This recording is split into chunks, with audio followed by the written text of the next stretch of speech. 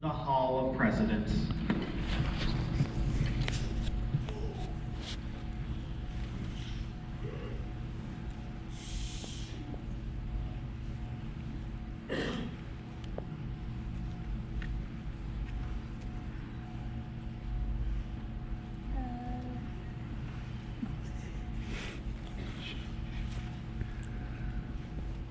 This program is dedicated to the memory of Walt Disney.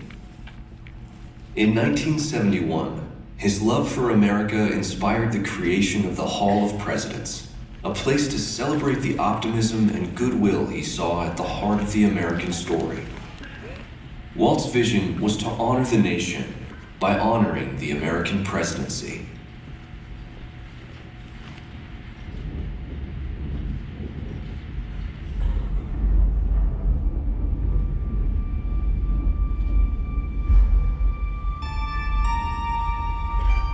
It is 1783, and the smoke is clearing in the wake of the Revolutionary War.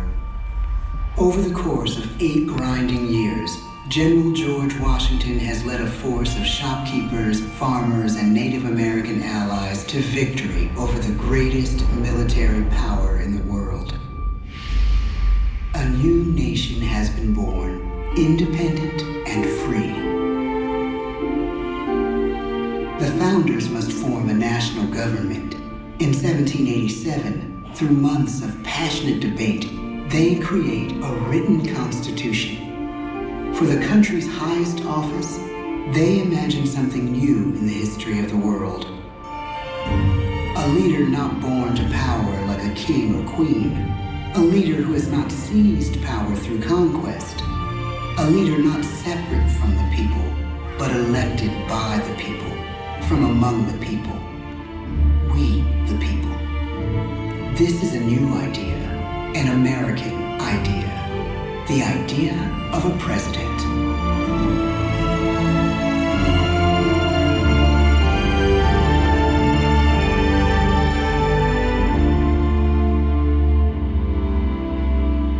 The people don't know exactly what a president will be, but there is little doubt who it will be. George Washington's stature and bearing have marked him as a leader. His integrity has made him a great one. Washington knows that many generals who have led successful revolutions make themselves dictators or kings. Instead, he steps down from power and retires to his home, Mount Vernon. The world takes note, and George Washington becomes the symbol of American ideals. In the first presidential election, it's Washington by a landslide. The only doubt seems to be his own. He writes, "Integrity and firmness is all I can promise. Integrity and firmness is exactly what we need." Everything he does as president will set a model for his successors. His final act may be the most important of all. After 2 terms, with no term limit in the Constitution and amid overwhelming support to stay in office, he steps down once again and hands power back to the people. He wants us to speak, to elect a new president. During the early years of the Republic, we choose leaders as different as Thomas Jefferson, John Adams, and Andrew Jackson. Elections are often bitter. Each president stands at that fiery intersection where personal character meets the challenges of the times. Some call the presidency a glorious burden. Jefferson calls it a splendid misery. We, the people, must choose well. We elect 15 presidents before the course of history brings us to the edge of a crisis like no other. A nation born of freedom still permits slavery. As the country pushes west, will new states be slave or free? The question produces bitter conflict. The issue rocks the election of 1860 and brings Abraham Lincoln onto the national stage. The tall, lanky, some say uncouth candidate from Illinois is a master of words at a time when speeches are printed in full for people to read. A house divided against itself cannot stand, he has said. With Lincoln's election, the House does indeed divide. Civil War. 11 states secede from the Union. The war becomes a defining passage in the American story. The president's own inner strength and depth of character changed the course of history. Lincoln had come up the hard way on the American frontier, desperately poor, with less than a year of formal schooling. His early years were scarred by tragedy, the death of his mother, his sister, his first love. He struggles with depression, but never loses his determination to rise above it. He once said he's driven by a desire to leave the world a little better place for having lived in it. The war rages. Lincoln fights to preserve the Union and end slavery. Neither is a sure thing. At Gettysburg, Pennsylvania, 6 months after one of the bloodiest battles of the war, the president dedicates a cemetery to the thousands of soldiers who died there, in words we can never forget.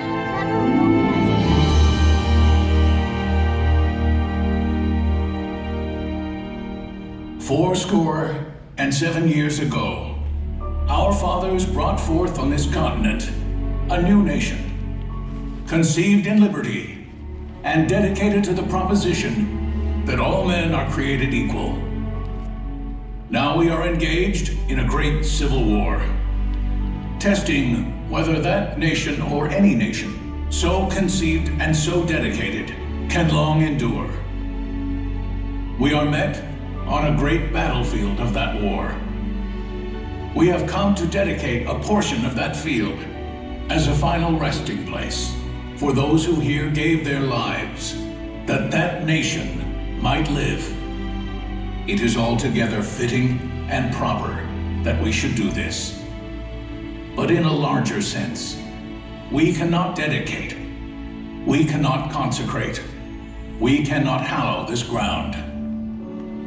The brave men, living and dead, who struggled here, have consecrated it far above our poor power to add or detract. The world will little note, nor long remember what we say here, but it can never forget what they did here. It is for us, the living, rather, to be dedicated here to the unfinished work which they who fought here have thus far so nobly advanced. It is rather for us to be here dedicated to the great task remaining before us, that from these honored dead we take increased devotion to that cause for which they gave the last full measure of devotion. That we here highly resolve that these dead shall not have died in vain, that this nation, under God, shall have a new birth of freedom, and the government of the people, by the people, for the people, shall not perish from the earth. The blood of over 500,000 Americans is spilled in this Civil War. President Lincoln's enduring hope is to give true meaning to the sacrifices of so many, to lead us to that new birth of freedom. With the end of the war and the end of slavery, a new birth truly begins. As we roll toward the 20th century, settlers roll west on wagon wheels and railroads connect the nation coast to coast. Millions of immigrants pour in from Europe and Asia. Population doubles. Our economy triples. Our standing among nations rises. We need presidents who can lead both at home and abroad. At the same time, a young Theodore Roosevelt is retreating from New York politics and personal tragedy. The death of his wife and his mother on the same day in the same house. In the Badlands of North Dakota, he rethinks his life and the life of his country. He returns stronger in body and spirit. His renewed energy is just what his country needs.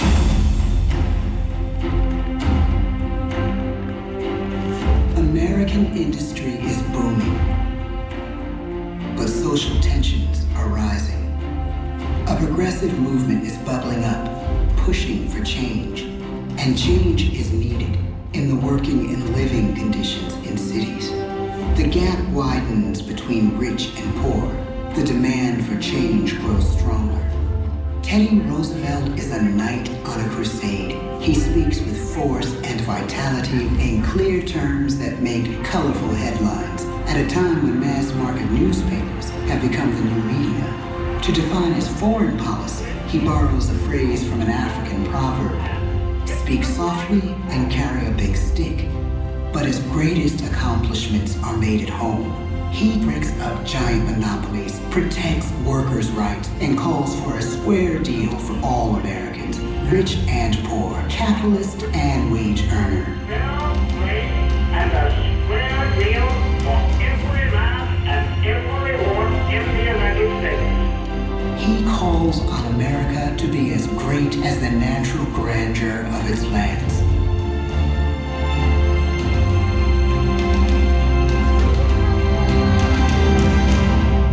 Keep your eyes on the stars and your feet on the ground, he tells us. And we do.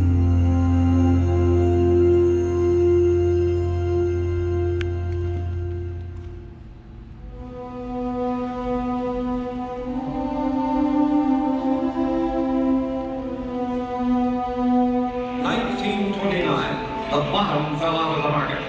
12 million unemployed. The bread lines and the super... The results of the 1932 election now... When we elect our 32nd president, it is the worst of times. The course of history and the course of one president's life again shape a turning point in our national destiny. Franklin D. Roosevelt, paralyzed by polio, knows how to restore the faith of a people paralyzed by the Great Depression. I believe in practical explanation and in practical policy. He has found the inner strength his countrymen now need. He speaks to us like a friend, a neighbor. His optimism is contagious, his voice perfect for the latest breakthrough medium, radio. He calls us to believe we have nothing to fear but fear itself. And we do believe. Tonight's attacks on England are perhaps the most widespread of the war in the course of the day. But an even greater challenge dominates his final years in office: the Second World War.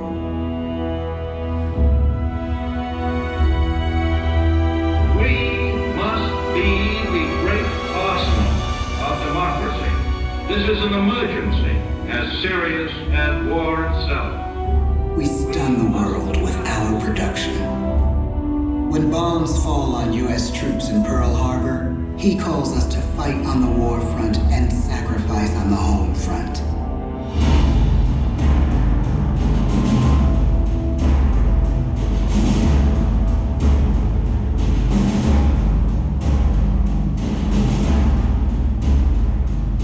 The harder the sacrifice, the more glorious the triumph. So spoke America in the year 1776. So speak Americans today. The world changes. The country changes. And yet, in one sense, what we need most from our presidents has never changed. A guiding vision that calls forth the best that America can be. Will outer space be developed for the benefit of all mankind? Or will it become another focus for the arms race? The choice is urgent, and it is ours to make. Ask not what your country can do for you.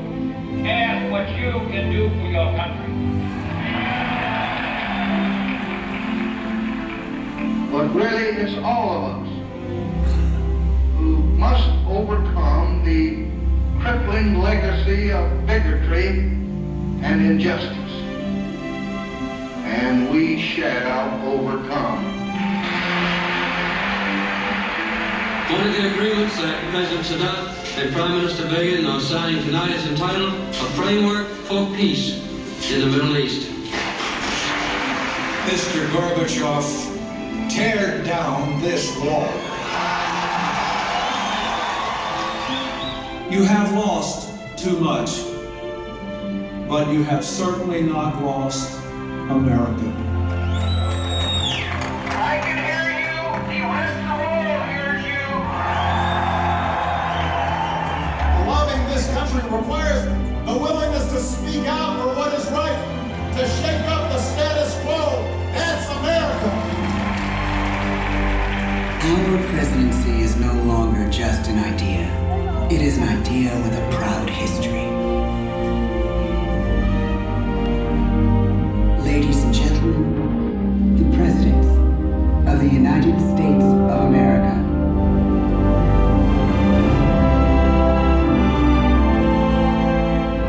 George Washington, John Adams, Thomas Jefferson, James Madison, James Monroe, John Quincy Adams, Andrew Jackson, Martin Van Buren, William Henry Harrison, John Tyler, James K. Polk, Zachary Taylor, Millard Fillmore, Franklin Pierce, James Buchanan, Abraham Lincoln,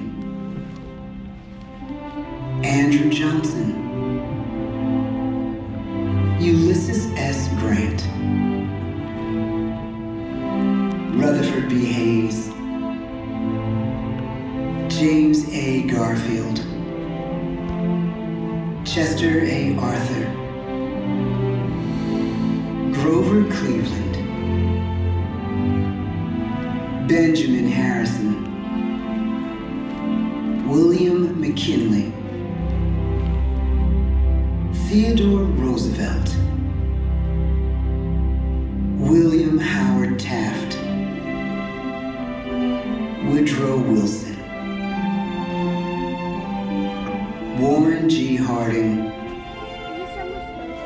Calvin Coolidge, Herbert Hoover, Franklin D. Roosevelt, Harry S. Truman, Dwight D. Eisenhower,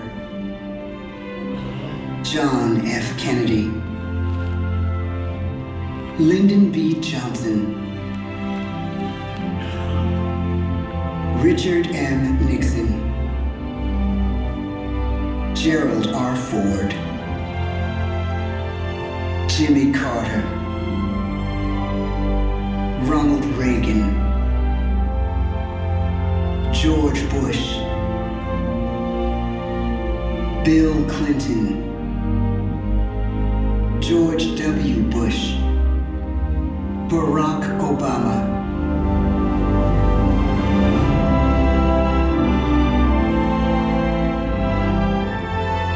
and now we come to the present. Once again, we place our trust in the idea of a president, as we have from the beginning. My fellow citizens, no event could have filled me with greater anxieties than that notification on the 14th day of April, 1789, that you had selected me to lead our nation. But it was with the confidence of my fellow citizens that I took an oath. 35 simple words that have been repeated by every American president throughout history. I, Donald John Trump, do solemnly swear that I will faithfully execute the office of President of the United States and will, to the best of my ability, preserve, protect, and defend the Constitution of the United States. So help me God. From the beginning, America has been a nation defined by its people. At our founding, it was the American people who rose up to defend our freedoms and win our independence. It is why our founders began our great Constitution with 3 very simple words: we the people. Since that moment, each generation of Americans has taken its place in the defense of our freedom, our flag, and our nation under God. These are the achievements of the American spirit. The spirit of a people who fought and died to bring the blessings of liberty to all our people. Above all, to be American is to be an optimist, to believe that we can always do better, and that the best days of our great nation are still ahead of us. It's a privilege to serve as the President of the United States, to stand here among so many great leaders of our past, and to work on behalf of the American people. The presidency of the United States is a role unique in the world, an office entrusted to each president by us, we the people. Therein lies the genius of that new idea, now over 200 years old. A new idea our presidents have turned into a great American idea again and again.